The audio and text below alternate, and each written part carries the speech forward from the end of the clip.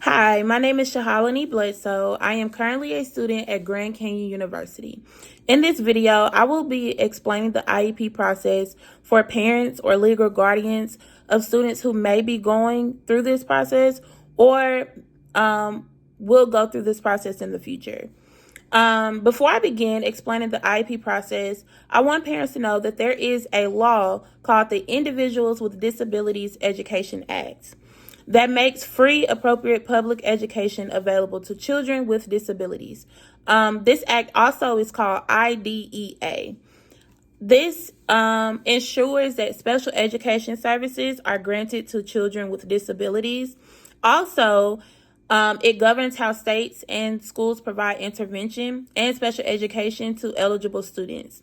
In addition, it also ensures that the rights of children with disabilities and their parents are protected. Okay, so in the IEP process, with the IEP process, it is broken up into three parts.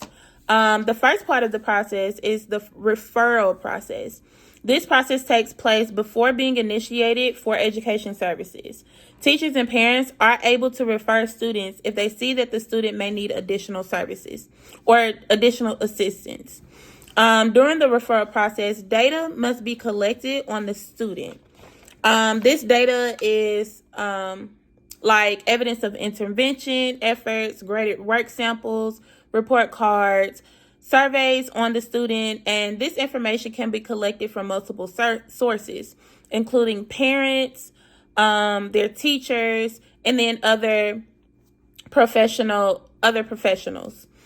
If this part of the process is successful, the student will be referred for a comprehensive evaluation. So this goes into the second part of the IEP process. The evaluation process is where the students are tested to determine if they have a disability. But before this part can start, schools have to have consent from a parent in order to start the evaluation process. And once consent is received, the schools have 60 days of testing the child within receiving consent from parents. Okay, so after the evaluation process, then there is the eligibility meeting. The meeting includes the parent, the special education teacher, the general education teacher, that is your child's classroom teacher, a school administrator, and then anyone who has tested the child. This is where the team discusses if the child is eligible or not. Once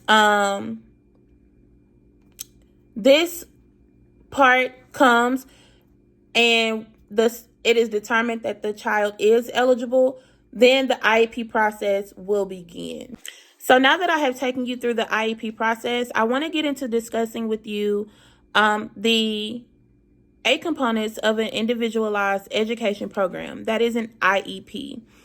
It has 8 components. Those 8 components include the child's current skill level, their annual goals, progress tracking, special education services, duration of services, participation in the general education classroom, the child's testing accommodations, and transitional goals and services.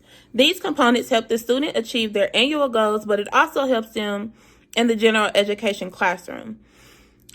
The 8 components also give key information to parents, the students, and the teachers. It is very important that we have parent involvement throughout the IEP process.